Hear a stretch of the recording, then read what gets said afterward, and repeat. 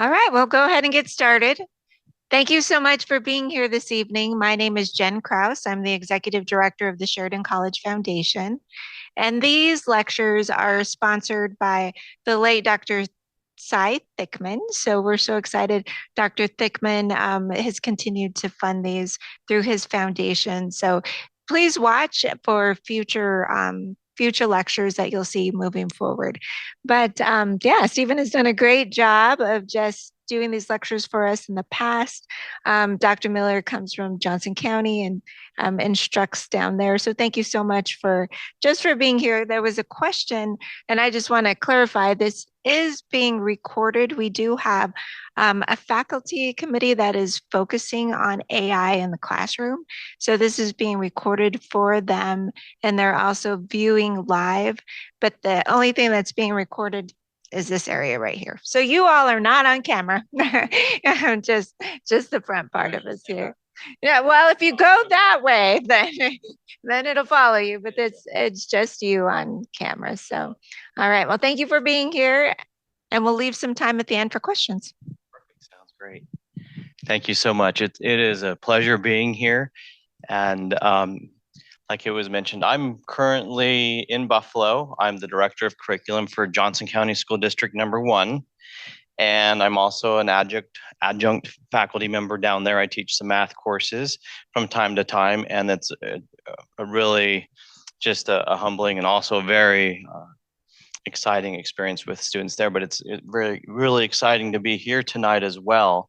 And so we're going to talk about artificial intelligence. It's sort of exploded on the scene the last couple of years, and now it's really mainstream, and there's a lot of different opportunities to utilize AI for good, maybe for evil. So we'll talk about that a little bit tonight.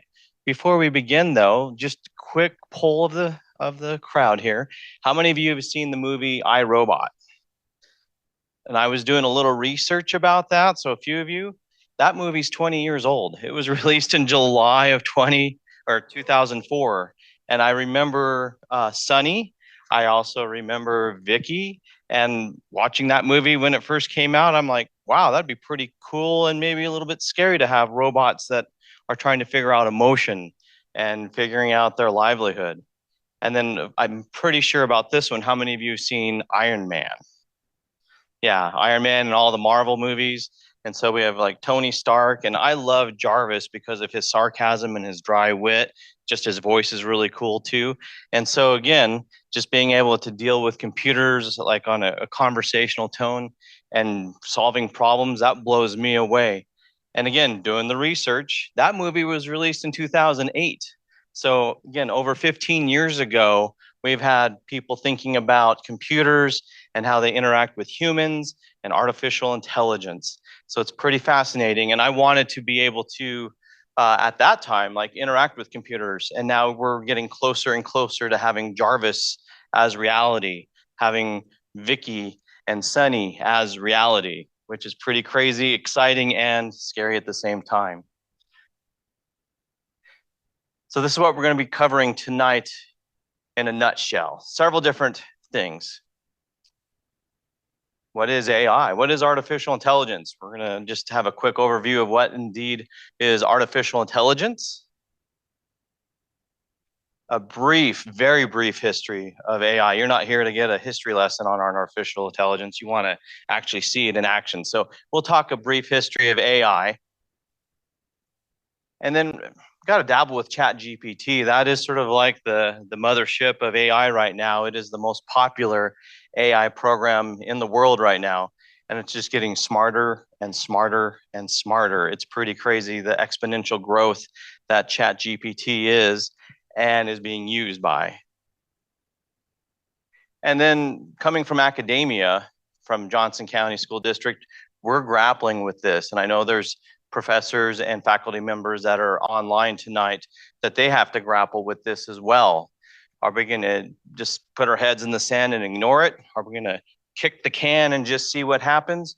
Or are we going to embrace it and explore and discover some ways of enhancing our ways of teaching using AI? And there's so many AI tools out there. It is pretty crazy. Yesterday, our district had our very first AI leaders, basically a seminar, and we have a leader in each of our school buildings that are sort of like the liaison or point person for AI for their building. So we had a trainer come in for 3 hours. And just yesterday, I was like blown away by some of the tools that are at our fingertips that we can share with our students or actually make our lives easier as an educator. So we'll talk about some of that, and we'll kick that off at the very end with a program that I was like blown away with, but also leads to a lot of ethical questions, which is part of this as well. And then, like Dr. Kraus said, we'll have some questions and feedback at the very end. So let's go ahead and get started. What in the world is AI? Does anybody want to take a stab at a textbook definition of what AI is by chance?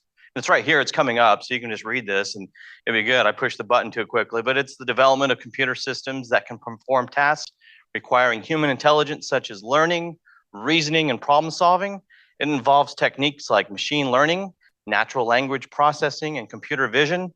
AI has applications in various industries and aims to automate tasks, improve efficiency, and provide valuable insights from data.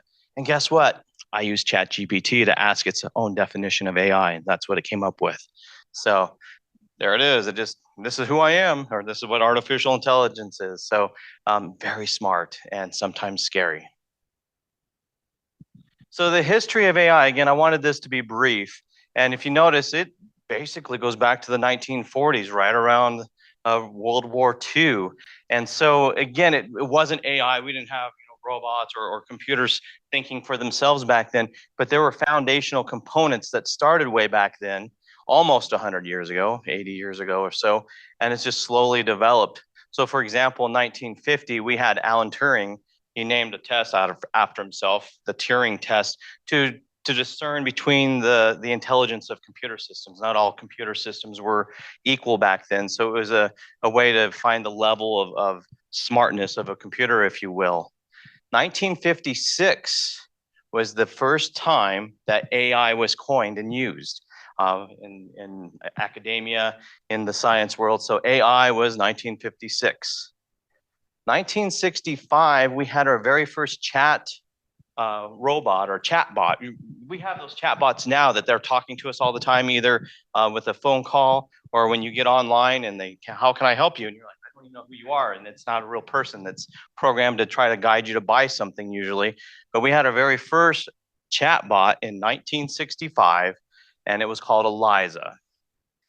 So that sort of led to some excitement in the 1970s. There was just this push and also this excitement of what could be. And it led to 1980, where there was the very first national conference on artificial intelligence. And I don't know what happened at that conference, but then all of a sudden they call it the AI winter. It just lack of funding, a loss of interest, and it sort of just had a lull in the 1980s after that national conference. But thankfully, in the 1990s, there was a revival of some sorts. Some innovation took place. And so new, I guess, researchers, more scientists were wanting to dabble in computer science and develop more programs. And that was evident. 1997, we had a computer called Deep Blue. Does anybody remember Deep Blue back in 1997? Well, it played computer chess, or it was a computer that played chess with the world chess champion, Garry Kasparov. Does anybody remember who won that chess game? How many of you think the computer won? How many of you think Garry Kasparov won? I read books on Garry Kasparov trying to become a better chess player. Unfortunately, my hero of chess lost to the computer that day. But that sparked the fuel of what could be, what's more out there for these computers. Are they going to take over the world? If they can beat the chess champion of the world, what's next? So that's pretty fascinating. And so this kept on growing and growing. In fact, the turn of the century, in 2004, we had our first renderings of what we're talking about tonight. It's called generative AI. It's where a machine or computer can learn, after getting inputs, it can learn about itself or learn about images or learn. It's just a lot of coding, but it can learn instead of being programmed. So that was the start of that. 2006 was a monumental year. This guy's name was Geoffrey Hinton, he developed what was called deep learning. And that's again where the computers can learn about themselves, or they learn through their own pipeline, if you will. 2 days ago, Geoffrey Hinton just was awarded the Nobel Prize in Physics for his machine learning. He's been dedicated to this for over 2 decades, and his name's in the news just a few days ago. I was just scrolling through AI and trying to get some news bits, and all of a sudden, boom, there he is again, Geoffrey Hinton. He's a Canadian British computer scientist, and what's ironic, he was awarded Nobel Prize in Physics while being a computer scientist. There was no physicist that won that in physics. So anyway, moving on. So 2011, IBM was added again, this time with Watson. Do you remember this, where this computer played two human opponents in Jeopardy? Does anybody remember watching that episode? Now, again, let's go back to this question to the audience here. Out of the two human opponents, it wasn't Jennings either, by the way, but it was Watson. Who won the Jeopardy match? Watson won, and it was not even close. But again, it sparked this whole idea of, wow, these computers are smarter than us, and they can take over the world. And so a lot of excitement, but a little bit of intrepidation as well. So that was very intriguing. 2014, we had some scientists and some computer scientists come up with what is called generative adversarial networks. And that's a big word, and I don't even know what it's about necessarily.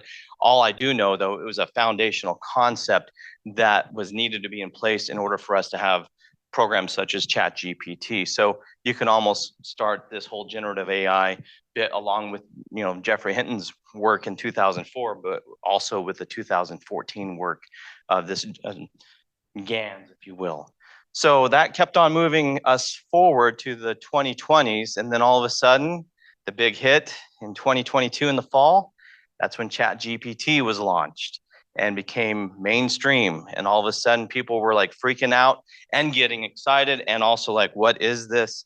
And now we're being able to use this along with a lot of other programs. There's DALL-E in 2021 that was developed where you can create an image just out of a text. Here's a text, draw me a picture of a cute little kitten with pink bows, and then all of a sudden it comes up with an image. So it's that deep learning, the machine learning, where we're able to do that.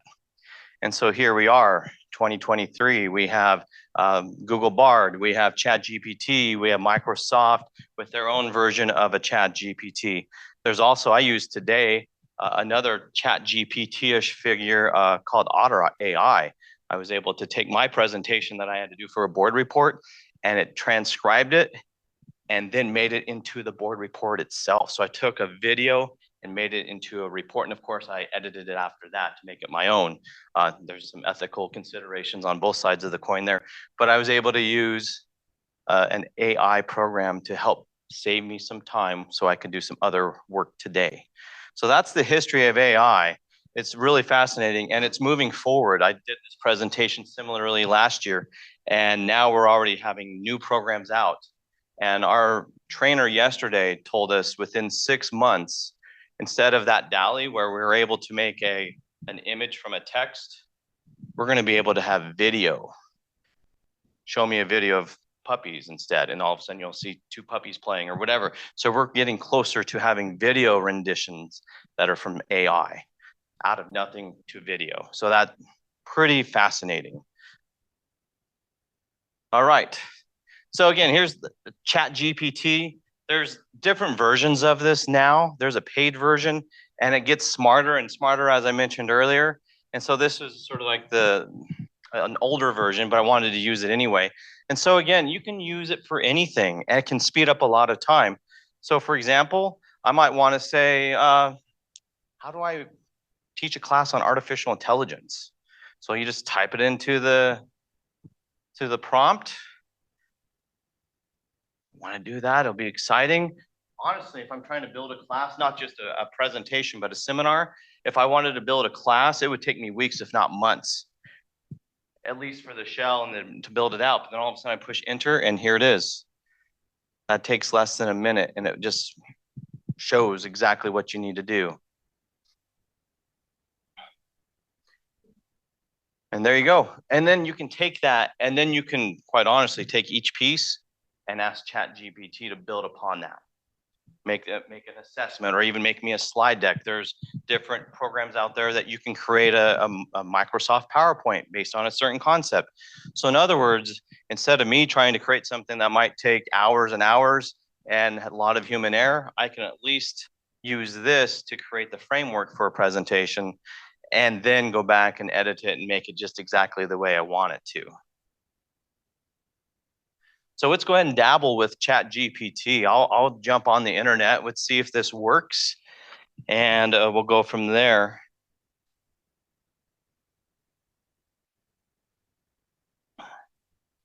So if you notice down here, they give you now, this is the new part where you can get advice.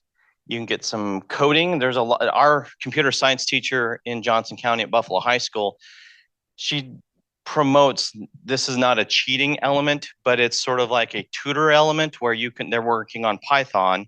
And so you can get some coding in Python, or you can upload some of your own coding into Python and let it critique it to make it better. So it's not so in other words, there's good uses of this. Also, you can summarize a text. I've done that before. You can make a plan. Maybe I want to take a trip to Toronto. Actually, maybe I want to take a trip to Detroit and watch them play the World Series here in a few weeks if they keep moving on forward with tonight's game with Cleveland. Help me write. I've done that before. So let's do something. Does anybody have a suggestion that we should put into Chat GPT? Any ideas of what we want to put in? You can do a menu. We can maybe compare and contrast a couple things. We can write a song. We can write in Pirate. What do you want to do tonight? It's up to you guys. What now? Okay. How to, or plan of action, or I'll put the mic down. I'll try to talk loud enough, but please write a plan of action in fighting a forest fire. Can we be more specific than forest fire? Can we? How specific? Can we choose a Wyoming or a Bighorn Mountain or a? Let's try it. In the Bighorn Mountains in Wyoming.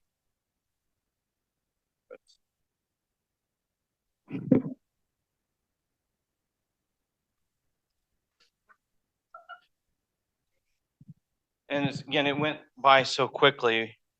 Let's go ahead and scroll up, and again, we won't read it word for word. But if you don't know anything about firefighting, this will give you at least a broad sense. But if you're more into being able to be involved with this might make some sense, and you might be like, no, that's not right. So again, that's one of the things. Chat GPT is not infallible. It's not gospel. Sometimes there are dark responses, I guess, if you will, where it's just they're grabbing information from the internet and it's just way out there. So that's where the human element has to be in to make judgment calls. And so it does talk about resource mobilization, fire suppression tactics, so forth and so on. And so there it is. So then you can either build a plan based on that. You can make some adjustments. You can drill down even further if you want to. That's what we got with that one anyway. Other ideas or other things that we want to explore tonight? Now, not in this version, but sometimes with the paid version or when you have credits, there's a place where you can actually load up a file. And I've done this before, doing some research where I've loaded up a spreadsheet of data, and I asked ChatGPT to be my statistician and do a correlation study, and it'll spit out the results. It'll just boom, boom, boom, boom, boom within a matter of moments instead of me. And again, there's other software out there that can do that, but ChatGPT is versatile enough where I could put that in there.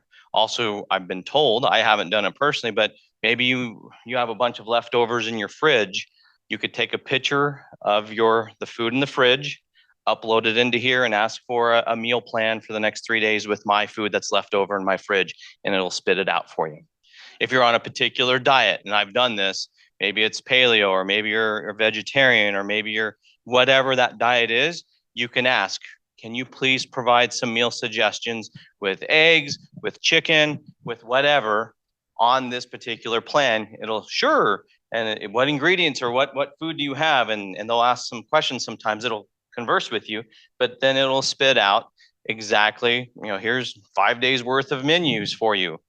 And then you're done. You can print it out or you can say no or try it again. But again, if it's not the answer that you want, you can drill down a little bit more or please rewrite or try again. And it'll it doesn't hurt its feelings. It doesn't have emotion yet. So sure thing.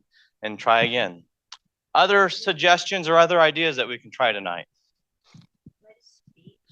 Oh, love it. What a speech for. And I'm always trying to be polite to try to be on its good side. I don't know if that works or not, but somebody told me to do that. So please write maybe a 500-word speech on what's a topic that we should have? Peanut butter and jelly sandwiches.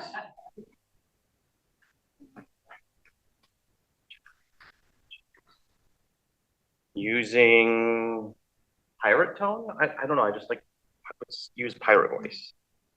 Using a pirate. What does that mean? Arg! This.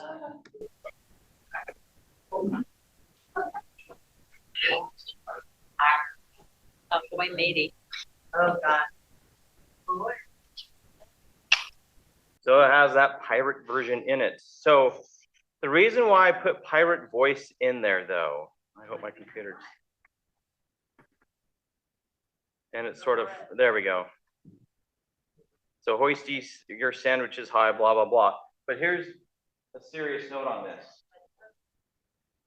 Our teachers across the United States, let me grab my mic so people online can hear too. We have teachers across the United States in high school and even in middle school and in our colleges.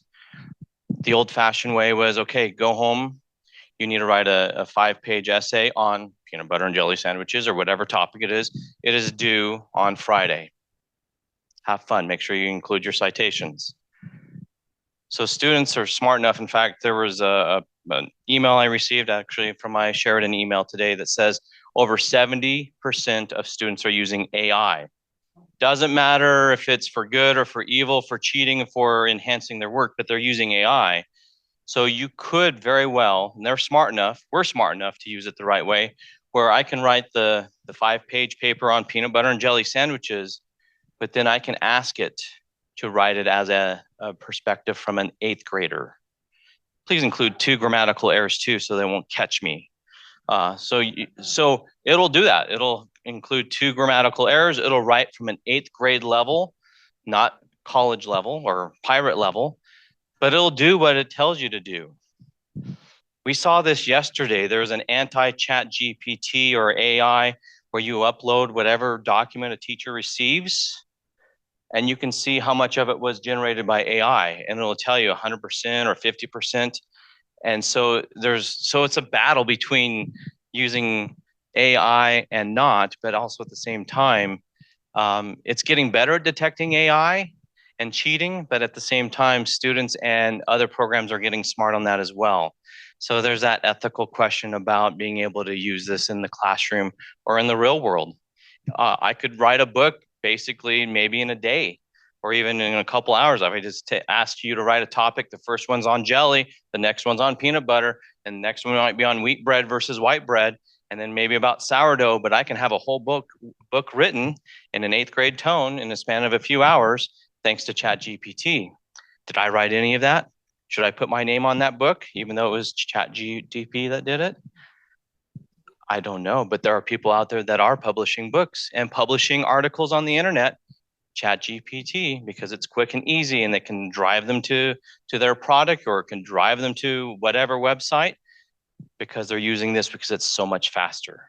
So we do have some ethical issues that we do need to grapple. And as our presenter yesterday called it, this is right now the wild, wild west of artificial intelligence. It's a free-for-all right now, so we just really don't know. And again, that's where we have teachers in our district that are basically just turning a blind eye and they're like, no, we're going back to paper and pencil. We're not going to do this anymore. And there's others that are embracing this where, okay, let's do maybe a 5-paragraph essay on whatever, Hitler or a topic, Cold War, cybersecurity, whatever that is, depending on the class. Here it is. This is what ChatGPT did. Now you can take it and make it better or make it from another perspective. So you can turn it into different ways of making it a higher level of learning. And I'll show you that in a moment as well. So anyway, that's ChatGPT in a nutshell. And it's really fun to play with. Is that an application that you buy? You can get a free version of it. It's OpenAI. And so you get a lot of this stuff that we just did. That was the free version. But if you do the paid version, a lot more resources and different tools you can use. I think it's like $20 a month. I'm too much of a cheapskate. I have the free version. To OpenAI, that's the company that developed it. I don't know. That's a great question. All I do know, the statistics at any given time, there's 100 million users or 100 million instances of ChatGPT going on throughout the world. It is just crazy the amount of people that are using it right now. So that company is very rich right now. So yes, question. I was wondering if the students might learn as much by using AI on the paper, looking it up in encyclopedia. That's a really good question. And I think it's the matter of which, in fact, there's a saying, something is not intrinsically good or evil. It's the matter of which it is used that makes it so. And I think teachers and educators have not the responsibility, but the opportunity to show them, yes, this is at your fingertips. And it could be a very powerful tool to help them learn just as much like using an encyclopedia. In fact, a comparison of this is in the 1980s when calculators became more like, widespread. Oh, we can't have calculators in the classroom. Our students become dumb. They'll just rely on the calculator. Well, right now, if everybody has a smartphone, guess what's on your phone? There's a calculator. Every computer has a calculator. We use a calculator a lot. However, it's still really essential. If you're especially an elementary teacher, you need to know your times tables. It makes math a lot easier to perform and to like. If you have to always rely on your calculator, math is miserable, especially if it's 7 times 8. Ugh. Math is slow and boring and very tough. So in other words, same type of thing. We have an opportunity to advance, I think, progress and advance, with learning. But at the same time, it is just a tool, but it could be used just as much like a calculator for cheating if it's, a times table test. So it's a great question. I think so is the answer. And by the way, I'm very neutral on this topic. I'm not anti-AI and I'm not, promoting AI. It's just reality. And we have a lot of questions to answer. I should have probably mentioned that at the very beginning. There's not a slant from me on this. Any other questions on ChatGPT or anything else in regards to this before we move on to the next one? Yes. So how is all of this information disseminated into something like that? I mean, are human beings inputting the data? How are they accessing all of this? It's the World Wide Web. It's just diving in and pulling information from all the different web pages and all the different resources that are on the web and even perhaps the dark web. In fact, we were talking about security of information. If your information's on the web, ChatGPT and other resources can pull it. So that's where security is a huge, huge concern. And so it's not humans like putting that in there necessarily, but it's learning because of all the resources it has from the internet. And again, you can go to millions upon millions of pages of data and it's just searching and it's learning and it's learning. So quite honestly, you can do one prompt with ChatGPT and do it again and it'll be a little bit different because it's pulling from different resources. So Computer programmers, are a whole bunch of them involved? well, like the Jeffrey Hintons of the world who developed the deep learning, what they did instead of them telling ChatGPT or whatever that program is how to think, it's teaching them how to learn from other pieces of information. Instead of feeding it, this is what you learn, go out and learn. Go look at this website and grab the data here. Go to this website and grab the data here. Just like with the picture image with DALL-E, it teaches itself. In fact, we did a little thing yesterday with our training where the guy did thumbs up and did 100 pictures of him doing thumbs up. and then did 100 pictures of him doing thumbs down, and the computer learned how to recognize the difference between thumbs up and thumbs down. And that's a very small component of what you're asking, but that's how a machine is learning. It's learning by repetition, it's learning by pictures, it's learning by other pieces of information. And that's what we're getting. There was zero, except for the guy holding up his thumb and thumb down. There was no other learning taking place except for analyzing the pictures. Oh, okay, if a thumb is pointing up, or the image here, that looks like a thumb up. Oh, that image looks like a thumb pointing down. So then what we did, we held up our thumb up, and it was like trying to recognize if it was 100% thumbs up or 100% thumbs down. And then when you started doing this, it started debating itself. So it was fascinating and this was a computer trying to figure it out, not a human. So it is crazy. Yes.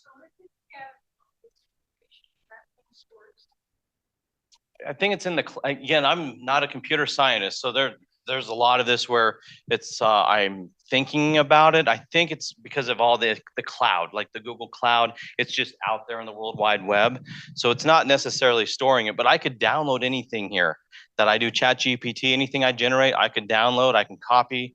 I could deal with it. And there's actually a history too. If I want to go back to a previous search, and what did I search? Oh yeah, it was about how to feed my kitten after 7 weeks, or with a certain diet. I can go back to it and ask more questions about that. So it's stored on my computer, at least the web page, the cache anyway. But all the information for Chat GTP, no, it's just pulling. It's just going out there. It's like a Google search on steroids. Maybe that's a way of describing it, but it's more detailed than that. It's way smarter than a Google search. There's no discernment in what is gathered. So yes. And that's why they have a disclaimer. It's not always right. In fact, this was last fall.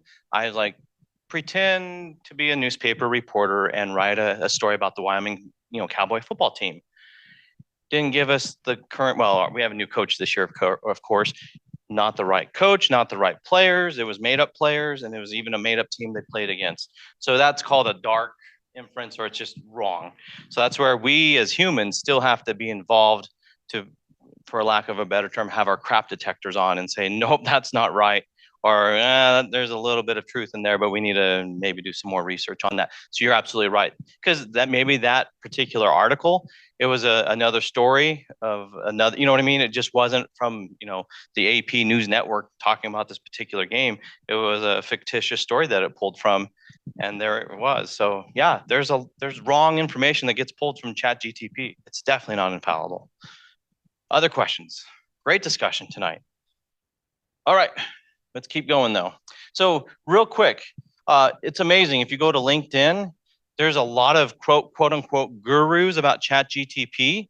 And this is one guy that just said, this is all you need to do about Chat GTP. It's a cheat sheet. And again, won't even go into that, but it's just prevalent. There's so much, that is the buzzword right now in business and in LinkedIn. You'll see it on Facebook.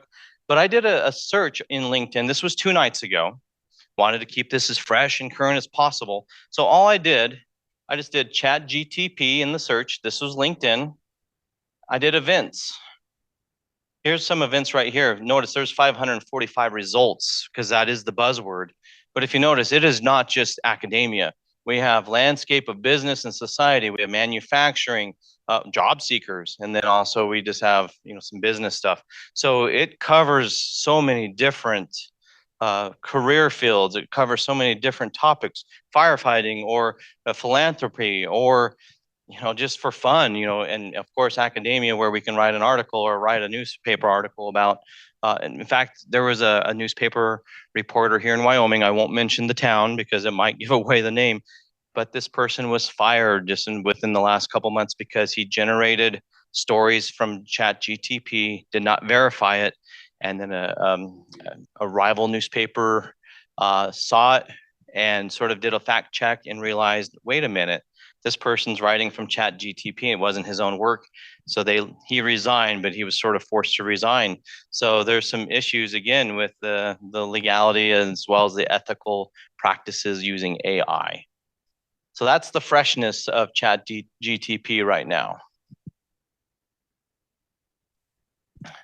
So we've talked about this a little bit, but I just want to sort of wrap this up in with at least Chat GTP.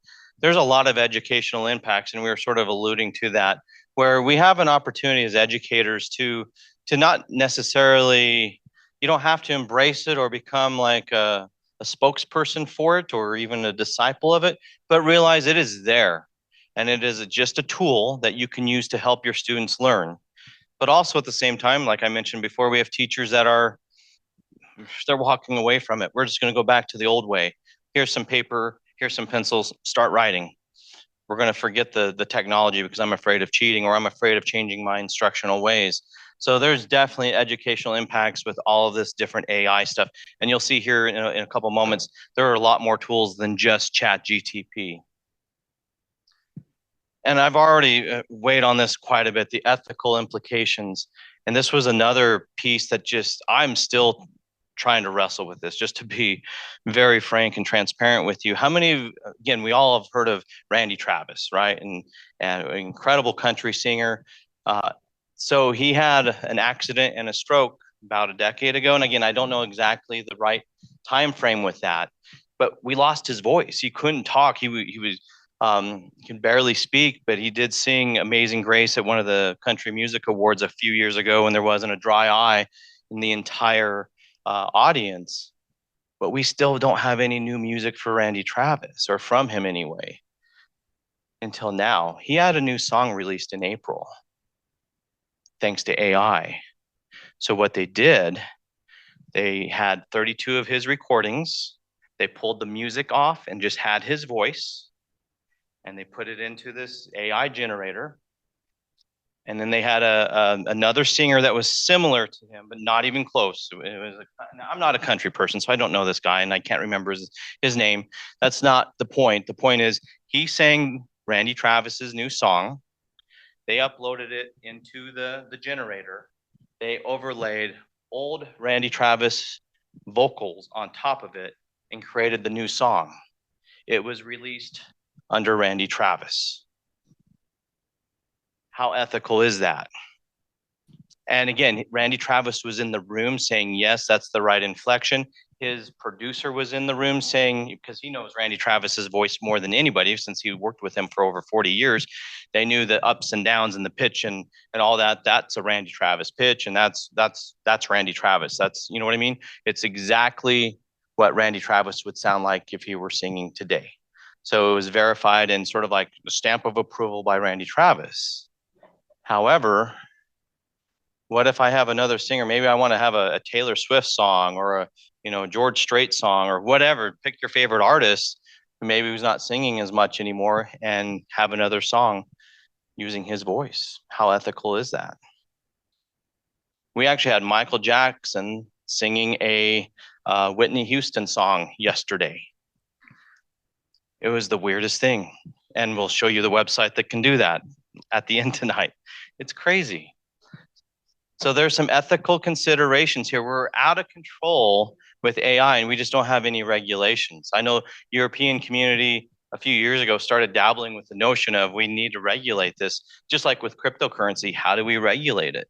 It's really hard. So again, I'm not saying what's right or what's wrong. I don't have the business of saying that, but I'm struggling quite honestly with, is this right or wrong, at least with the Randy Travis scenario? And it'll take me some time to maybe come to a conclusion, but it just really, I was blown away yesterday by seeing that. Again, we have societal influences. We have where if you record someone's voice for 3 seconds, you have enough of their voice that you can make a full-fledged campaign of their voice or a recording of their voice for several minutes. So we've had fake news or fake reports of people, oh, I just got, I got your recording for 3 minutes and now I can go ahead and announce to the world a platform that I want that might be useful because of your following. Or quite honestly, like the superintendent of our school district, his name's Charles Oski. I could record his voice for 3 seconds, then declare we're going to give everybody a $10,000 raise or, whatever. But he didn't say it. I generated it. But again, there's a lot of societal influences that we can use with AI. And that's just one piece. There's so many out there.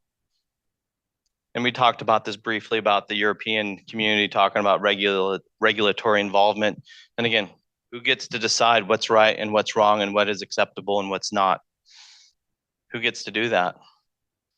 And I know each country, just like with China, they have some, they've clamped down on cryptocurrency. What are they going to do with AI? What's the US going to do with AI? Or is it just going to be Wild West for everything? All right, real quick with the academia part, Bloom's taxonomy, I was talking about this with the possibilities for teachers. A lot of our lessons are here in the understand and remember, maybe remember the states and their capitals. But now with ChatGTP and with other of our AI products, we can take the learning to the create, to the evaluate, and to the analyze. And that's the exciting part for professors, for teachers, and for all educators, that we have a chance to speed up the learning and to make the learning a little bit deeper thanks to this tool that we're calling artificial intelligence. So that's the biggest takeaway I would like to give to the community tonight, is that we do have an opportunity to really enhance the learning that's taking place in our schools and colleges today.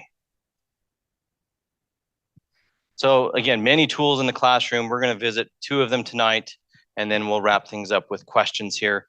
And again, there's so many tools out there. I mentioned several of them already. You can see them as well as I can. And there's stuff for business, there's stuff for video, there's stuff for presentations and audio. And you can do a quick Google search. I need an AI tool for this, and it'll spit out some possible tools for you. And a lot of times there's a free trial, so you can at least dabble in it and see what it's all about. And again, ChatGTP is up there at the top, and there's Bard. You can't see that because of the Zoom, but it's ever adapting. So again, if we visit this in another year or another 5 years, there's going to be a lot more tools out there for us to take advantage of. So this was one of the tools that we were shown yesterday. It's called Magic School, and it's used for elementary, middle, high school, and even college campuses, but it's basically an all-in-one shop. And because of lack of time, I won't go to the actual website, but it's basically helping educators utilize AI without having to rely on just ChatGTP or DALL-E or these individual AI programs. It's all in one. And if you notice here, it's really education specific, where I can maybe look at my curriculum here with the standards unpacker and create lesson plans on the fly, instead of me taking all weekend to develop my lessons for the week. If I just give a topic and maybe some outcomes that I'm wanting to have, or maybe a learning target, I can have lesson plans done in 10 minutes instead of several hours. I can create assessments pretty quickly, and not just the true false or the multiple choice kind. I can have deep level questions generated thanks to AI. So again, lots of different tools there. And another website that we were shown yesterday was called Diffit, and you can have a lot of different resources. It's pulling same type of information as ChatGTP, but it's meant for educators. And you can basically also use YouTube videos, for example, and it'll be able to summarize it for you. You can create lesson plans and lesson activities based on one YouTube link or an article that you want to share with your classroom. So that just really, instead of you having to view it all, and again, you probably would need to do that as an educator, make sure it's age appropriate and just, right for your students. But then all of a sudden, instead of trying to how could I make a lesson for this? Now it'll do it for you, and then you can break it out into a 3 or 4 lesson unit. So this is what I want to end today. It's called Suno, and this is where we were listening to Michael Jackson singing Whitney Houston songs. And so we're to the point now in our AI world where songs can be created in a matter of seconds, whereas this is like giving our artists, our musicians, they're going in an uproar because they take sometimes weeks and months driving their emotion, driving their passion into a song, whereas now we can create a song in a matter of seconds. In fact, there is one song that's in the top 50 in Germany that was constructed 100% by AI. And it's a crazy song that just doesn't make any sense, but there's a cool beat and some cool lyrics, and then German kids love it. And now it's in the top 50. So again, who gets the credit for it, who gets the money for it, who gets to decide the airplay. So there's a lot of different questions that we have to ask in regards to this. But as a group tonight, let's create a song. I'm excited. I'm a horrible artist, by the way. I cannot create. My wife can attest. I can't carry a tune. I don't know how to create music. Don't even know how to play the piano. But tonight, we're going to create a song. And whoops, I need to get to the actual website instead of that. We'll talk about questions here in a second. So let's go here. Here's the Suno. And so we're going to create right now. So what do we want to have a song about tonight? We can do peanut butter and jelly. What would you like? Jellyfish, okay. What kind of genre do we want? We can do, Dubstep with jellyfish. Oh, I can't wait to hear this. And we'll go clean lyrics. I was like all excited about this website. Again, it's not an educational website. So I made a song about our 2 dogs and I sent it off to my wife and she played it. I got a quick text back from her. There's bad language in this. I was like, no, and there was. So I was like, oh. So you do have to be careful. So here we go again. I'll put down the mic, but let's do this. Song description, a song about jellyfish in dubstep. This is gonna be awesome. How do you dubstep like that? With clean lyrics. Okay. Oh, I'm out of credits. No, wait. That's sad. Maybe that's a good thing because that could have been really bad. So what we'll do, because I had credits just a few moments ago, so that's all right. So that's the way technology goes. Sometimes I got too excited, I made too many songs tonight or today. But you can go to suno.com, create your own free account. You get 5 songs today or a day. So we made a song about Johnson County School District. We had different songs about other things. Yeah, one of our coworkers came in and like we asked the same questions. What do you want? She was like, yeah, my husband calls me Sweet Lips and blah blah blah. We need a country song. So and she was blown away when my superintendent and I were all in the room with creating this together. He created a song about our mission statement. So can you share one of those songs? Sure, we can do that. Let's see here. Which one? We can't do the. Yeah, we got to find the clean one. Luna and Bo, that's the bad word song, unfortunately. Oh, Johnson County. So I made one about we have a board meeting on Monday. So I wanted to share with them the Suno thing. So I made a techno song about how awesome our board of trustees were. So here's the techno version of that. And here's the actions and decision making, resilience, developing and maintaining mental toughness, overcoming challenge. So here's the actual.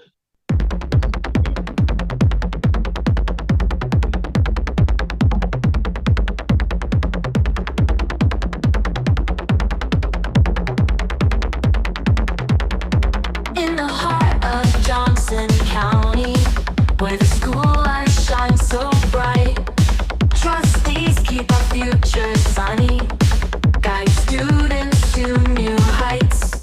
They're the masters of decision, setting standards pure and gold.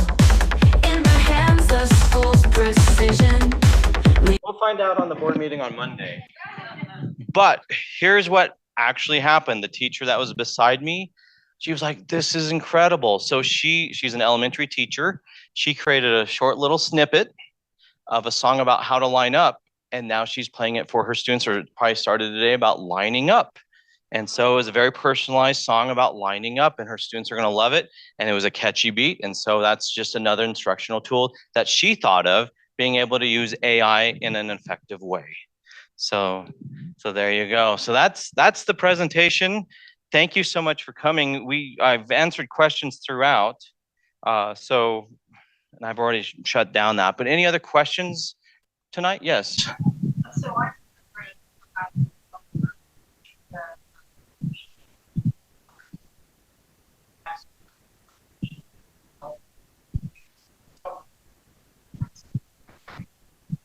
Sure. so,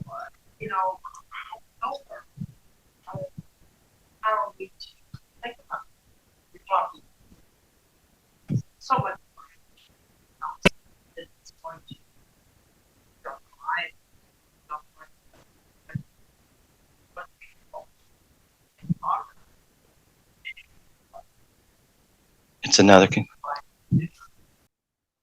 Right, for sure. That's a huge consideration. Just like with cryptocurrency and the mining, it took a lot of energy to do that same thing, same exact thing. We don't think about the back end of it or the energy that it takes to do that.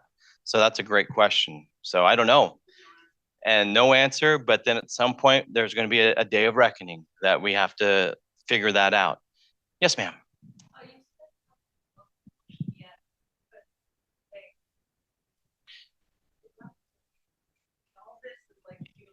Right.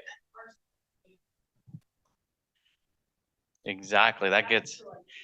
So according to our presenter yesterday, who's way more of an expert than I am, some of like the CEOs of these AI companies are starting to claim there is emotion to it.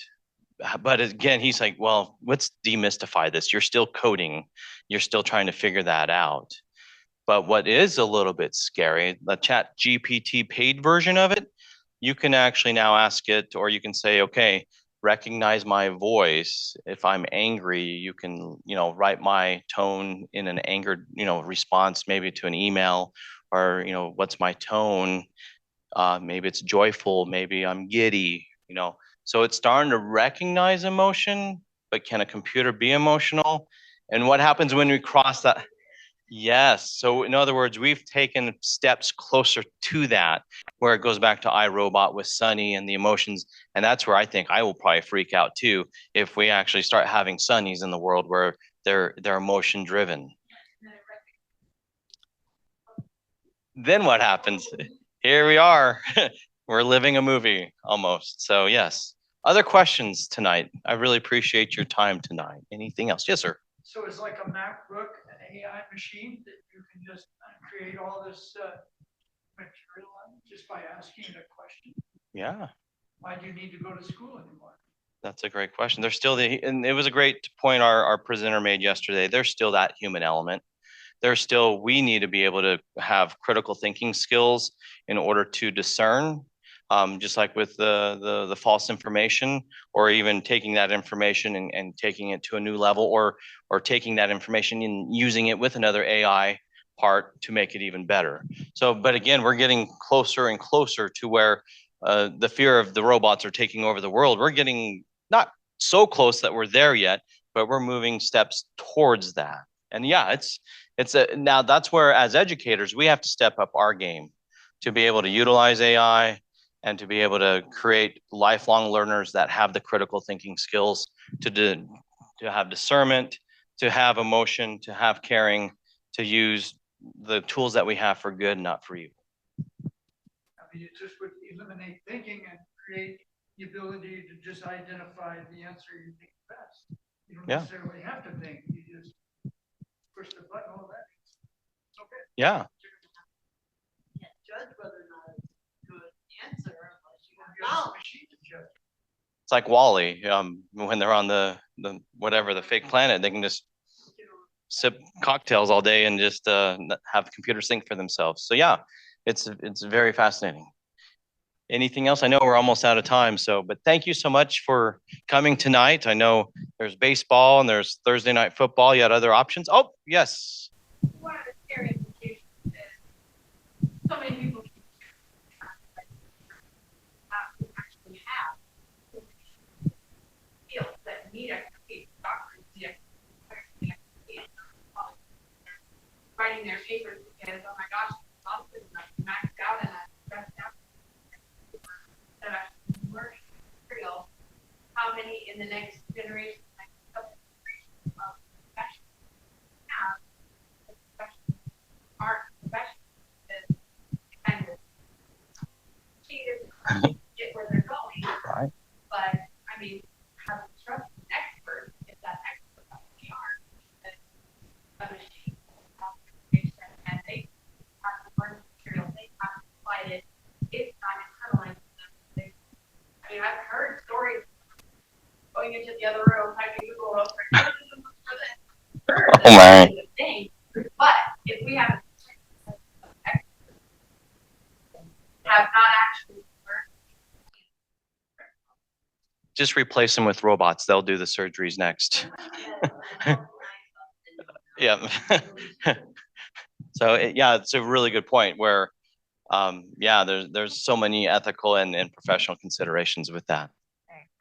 Well, Dr. Miller, thank you so much. Round of applause for Dr. Miller. So thank you for being here. We do ask if you have take a moment to fill out your surveys, and you could just leave them on this table here. That'd be super helpful. We just love to hear your feedback, whether you find this helpful or not. And also, if you want to leave in the comments future lectures that you might want to hear about, that's always helpful for us too, as we're looking at future topics. So thank you so much for being here this evening.